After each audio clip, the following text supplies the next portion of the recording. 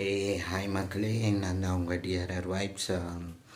இந்த காணொளி எதுக்குன்னு பார்த்தீங்கன்னா, பிக் பாஸ் சீசன் 9 தமிழ்.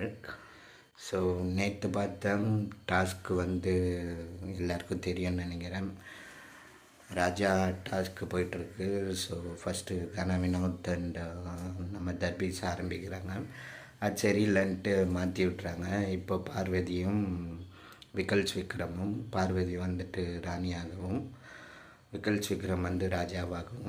ஸோ டாஸ்க் ஆரம்பத்திலேயே அந்த உள்ள ராஜாவை கூப்பிட்டு வரும்போது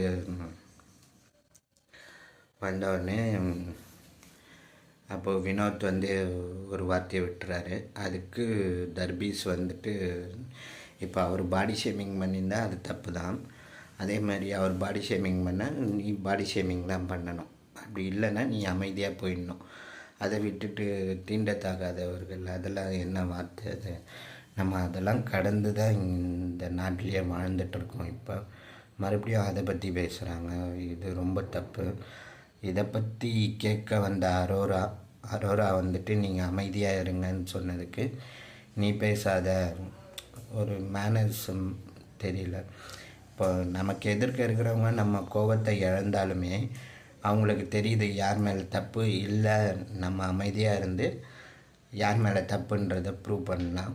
பட் அதை விட்டுட்டு அவங்க மேலே கோச்சிக்கிட்டு ட்ரெஸ் எல்லாம் கட்டிட்டு நான் கேம் ஆட மாட்டேன், நான் பிக் பாஸ் கிட்டே பேசிக்கிறேன், என்ன விதமான ஆட்டிடியூட் இது? அதே மாதிரி யார் இவரெல்லாம் செலக்ட் பண்ணி உள்ளே கொண்டு வர்றது? எதுக்கு இந்த மாதிரி ஒரு சீசனை கொடுக்க தான் உள்ளே கொண்டு வந்தீங்களா?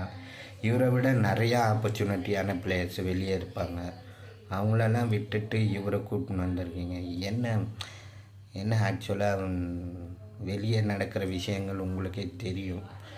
இந்த பிக் பாஸையே க்ளோஸ் பண்ணணும்னு சொல்லிட்டு இருக்கிறாங்க. இந்த மாதிரி சமயத்தில் இதெல்லாம் தேவையா?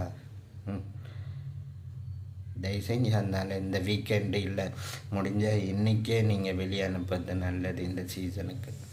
நன்றி, வணக்கம் மக்களே.